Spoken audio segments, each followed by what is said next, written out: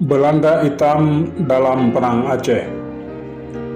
Di antara kontingen-kontingen bukan Eropa yang ditetapkan untuk ekspedisi kedua dalam Perang Aceh, terdapat 2 kompi dari bagian Knil yang segera akan habis masa dinasnya, yaitu orang Afrika. Serdadu-serdadu yang diambil dari Pantai Emas ini namanya baik sekali di kalangan para staf.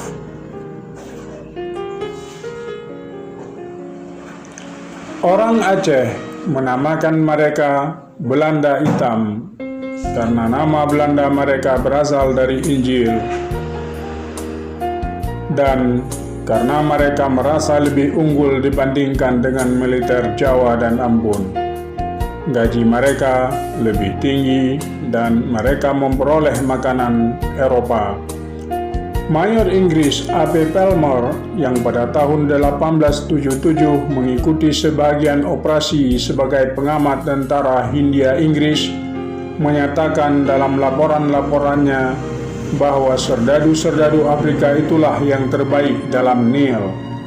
Penilaiannya terhadap pusilir-pusilir Eropa dan Jawa yang tidak terlatih, tetapi dilihatnya sendiri di medan perang bahwa orang-orang Aceh adalah lawan tangguh orang-orang Afrika Belanda Hitam itu. Selama Perang Aceh, Belanda mengerahkan 2 kompi prajurit Afrika Barat.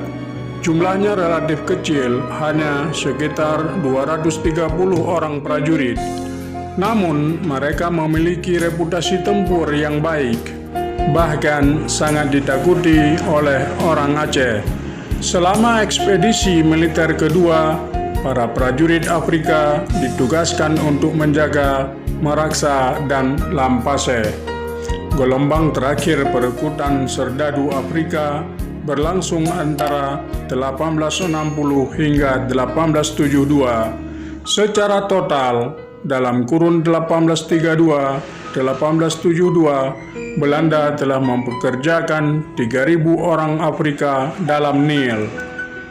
Van Kessel mencatat, tidak ada lagi tentara Afrika Totok yang berdinas di Knil pada tahun 1915. Meski demikian, komunitas Indo-Afrika telah terbentuk di kota-kota tempat garnisun Knil berdiri seperti Semarang, Purworejo, Salatiga, dan Surakarta.